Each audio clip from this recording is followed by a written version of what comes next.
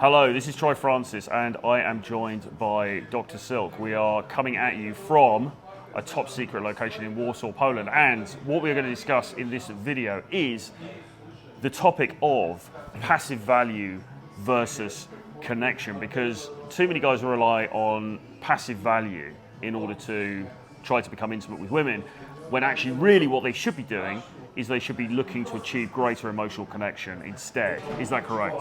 Absolutely. And I mean, when we look at the scientific data, we can definitely see that the connection is actually the first gateway in order to connect with the girl before other things become important. So many of the other things when it comes to passive value comes actually in the secondary and third category in terms of true value. I suppose, absolutely. I suppose just to define our terms for people in the audience who don't know what we're talking about, what would you describe as passive value? And then what do we mean when we're talking about connection? Okay, so if we start talking about passive value first, we actually can describe that value at what we perceive as being valuable. For example, like a guy's look has a certain amount of passive value. How the face looks like, how the body looks like, how he dress.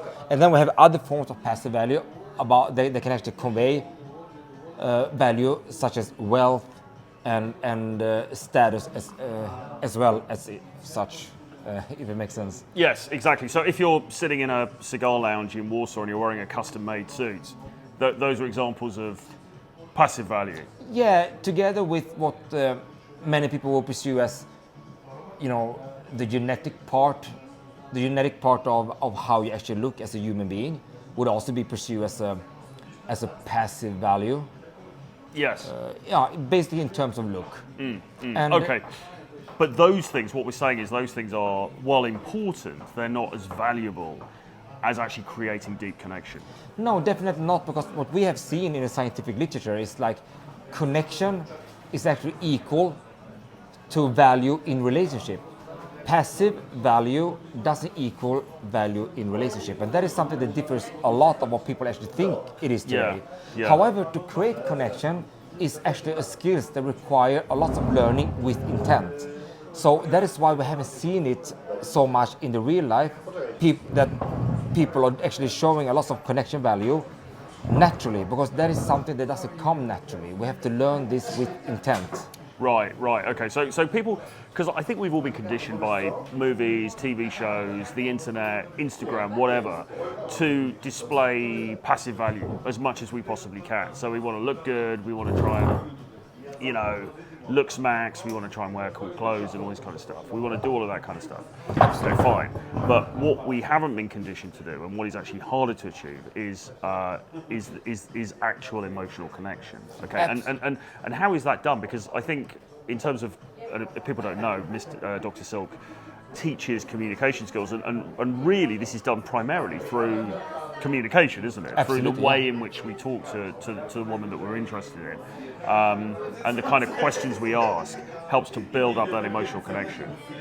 Yeah, absolutely, Troy. And what I can say now is, like, when we are looking at how people are thinking and pursue passive value today, is basically that we're seeing a bunch of guys not having the skill at all in order to attract people, in order to create connection. And if we see a bunch of guys that doesn't have the skills to create connection, the only thing they can go for is actually passive value. Because if there is no connection, the only thing we can go for that do has some value is purely passive value.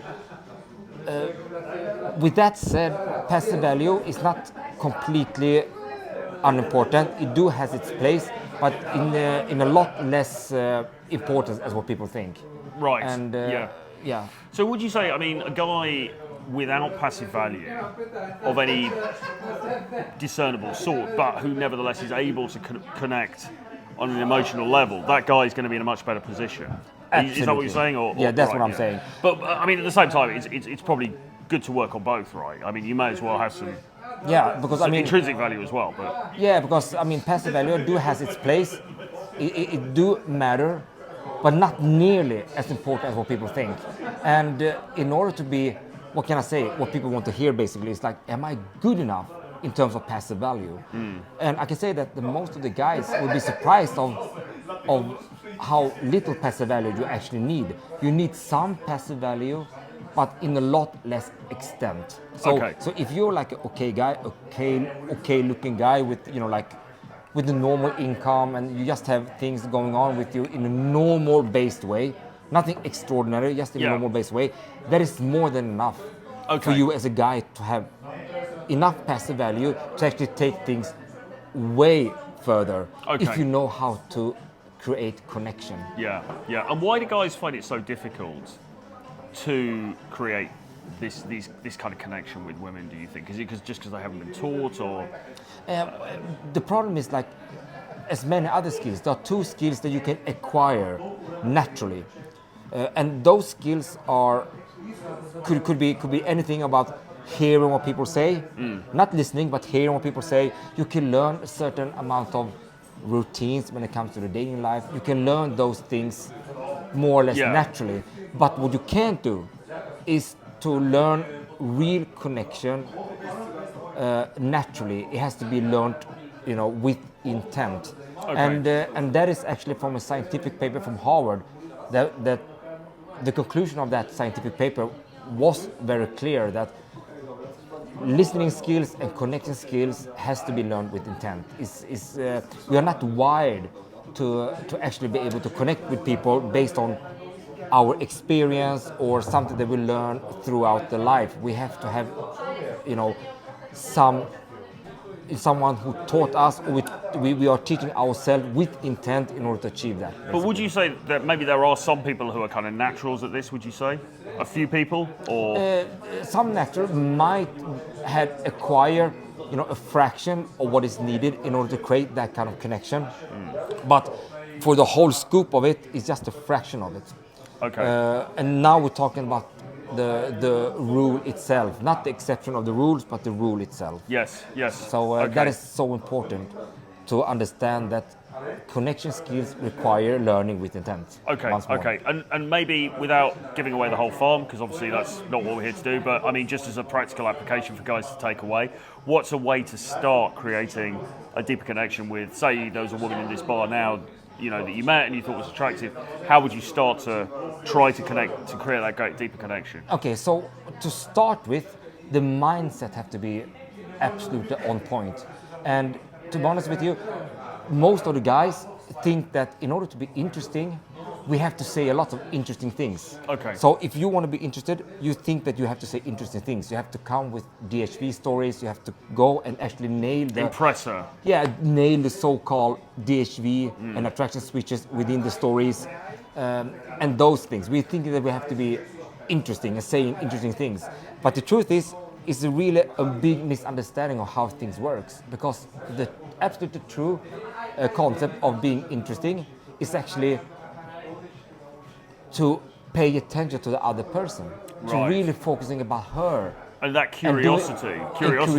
Yeah. So if we're going to look at the world of social rhetoric, we can definitely see that the main value in making a connection is a genuine interest toward the other person, more than you showing off what you have to offer. Is much more to hear about what she is all about, basically. But it requires a certain, you know, mindset that we have to learn in and become natural for us before we can achieve that. Absolutely.